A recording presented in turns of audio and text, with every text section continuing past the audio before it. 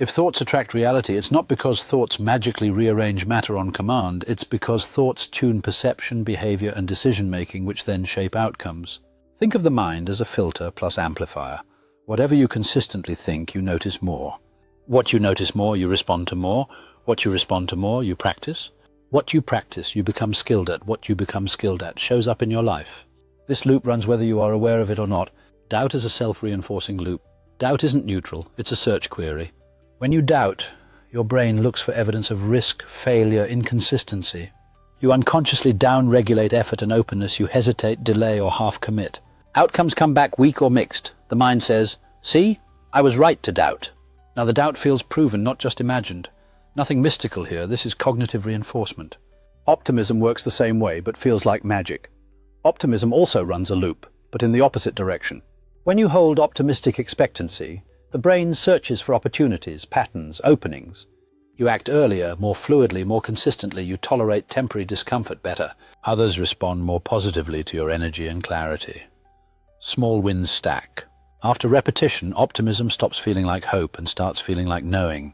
At that point, reality appears to confirm your thoughts because your internal state is now shaping your external behavior continuously. Why repetition turns thought into reality. A single thought does nothing. Repeated thought becomes identity. Over time, thoughts, beliefs, expectations, choices. Choices, environments, feedback. Eventually, what started as an idea feels like objective reality.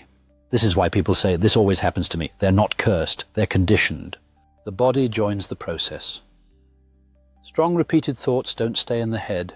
They alter posture, change tone of voice, affect breathing and nervous system, shift facial expression and eye contact. Other people feel this before they consciously interpret it. That's why confident people attract cooperation, and doubtful people attract resistance, often without saying a word. Why positive thinking alone often fails. This only works when optimism is relaxed and grounded, not forced. Forced positivity creates inner conflict, suppresses real signals, increases anxiety beneath the surface. The effective state is calm expectation, not hype. You don't convince reality. You align your nervous system with the direction you want to move. The turning point, when thought becomes tangible. There's a threshold moment after enough repetition. The mind stops arguing, action becomes automatic. Confidence is quiet, not loud. Results feel inevitable rather than exciting. This is when people say things just started falling into place. What really happened is that internal resistance dropped, so behavior became coherent. A clean reframe, no mysticism required. You can think of it this way.